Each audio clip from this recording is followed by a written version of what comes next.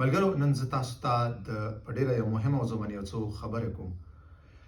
هر کله چې تاسو پولیس ودرئ، تاسو ونیسي او تاسو کمیسارۍ ته بوځي، تاسو څلور حقونه لرئ چې تاسو د هغې نه استفاده وکړئ. ټولو نه اول تاسو د ترجمان غوښتنه کولی شئ. دا ستاسو حق دی ترڅو تاسو په خپله مورنۍ ژبه باندې تاسو پوه شئ چې تاسو ولې پولیسو راوستلي، ستاسو مشکل په اړه باندې تاسو ته تشریحات درکړي. دویم، تاسو د ډاکټر غوښتنه کولی شئ. تاسو ضرورت نه لرئ چې تاسو پولیسو ته تشریح کړئ یا تشریحات ورکړئ چې ولې تاسو ډاکټر ته ضرورت لرئ یا ورته د خپل صحي مشکل په اړه باندې تاسو ووایاست. دریم، تاسو د یو وکیل غوښتنه کولی شئ. دا ستاسو حق دی چې تاسو وکیل سره وګورئ.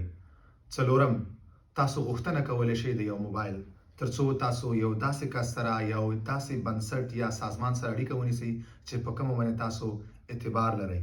دا څلور ستاسو مهم حقونه دي او دې نه تاسو په دغه حالت کې استفاده کولی شئ.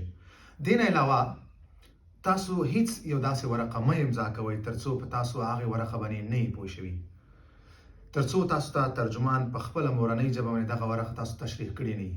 تاسو هیڅ وخت کې یو ورقه هم بغیر د پوهېدو نه تاسو امضا کوئ مه. دا ستاسو حق دی. هر کله چې تاسو ته یو ورقه مخکې کېږي امضا دپاره، باید تاسو په هغې په اړه باندې دقیق او مکمل معلومات ولرئ او ځان پرې پوه کړئ. هغې نه بعد تاسو دغه ورقه امضا کولی شئ.